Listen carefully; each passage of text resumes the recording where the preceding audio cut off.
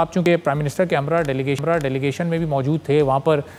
جو چینی کمپنیز ہیں ان سے بھی آپ کی ملاقات رہی ہے، تو اوور آل یہ ایکسپیرینس کیسا رہا؟ کتنی کامیابی پاکستان کی پرائیویٹ کمپنیز کو حاصل رہیں، اور اب یہ سی فوڈ ایکسپورٹ ہماری کتنی اوپر جا سکتی ہے ان ایم او یوز اور ایگریمنٹس کے بعد؟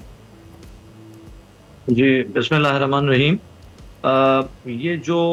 B2B کی کانفرنس ہوئی ہے 4 سپٹمبر کو under the chairmanship of honourable prime minister of Pakistan, اس کے اندر ہماری تقریباً ساری جو اہم منسٹریز تھے اس کے منسٹرز شامل ہوئے ہیں، اور میں سمجھتا ہوں کہ یہ پہلی کانفرنس تھی جس کے اندر اتنی میس پارٹیسپیشن پاکستان سے بھی اور چائنا کی سائڈ سے بھی ہوئی، اور اس کی سب سے میں سمجھتا ہوں کہ خاص جو ایک اہم چیز ہے اس کانفرنس کے حوالے سے وہ یہ ہے کہ ہماری ایمبیسی نے اور ہماری گورنمنٹ نے اس کو اتنا اچھا کنڈکٹ کیا تھا کہ اس کانفرنس سے پہلے ہی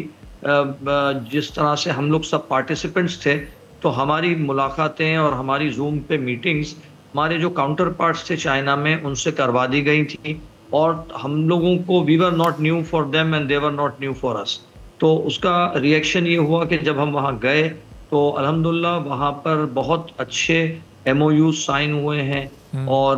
بہت سارے جے پیز بھی سائن ہوئے ہیں کہ جو میں سمجھتا ہوں کہ ان میں سے زیادہ تر امپلیمنٹ ہوں گے، اگرچہ کہ آپ یہ سمجھیں کہ اگر اس میں سے ہمیں 80-85% بھی رزلٹ ملے گا تو it will be in balance of dollars انشاءاللہ، اور میں سمجھتا ہوں کہ کوئی وجہ نہیں ہے کہ اس کے اندر رزلٹ ہم کو نہ ملے، کیونکہ مثال کے طور پہ سی فوڈ کا جو شعبہ ہے that was under the direct command of honourable minister for میری ٹائم افیئرز جناب جنید انور چودھری صاحب، اور ہمارے ہمیشہ کے ہر دل عزیز جام کمال صاحب who is our commerce minister, تو ان لوگوں کی سربراہی کے اندر وہ لوگ ہر دم وہاں پہ موجود تھے، اور وہ بالکل انٹریکٹ کر کے انہوں نے بڑی معاونت کی ایکسپورٹرز کی ان ایم او یوز کو اور ان جے ویز کو پائے تکمیل تک پہنچانے۔ سبسکرائب کریں اور بیل دبائیں تاکہ کوئی خبر رہ نہ جائے۔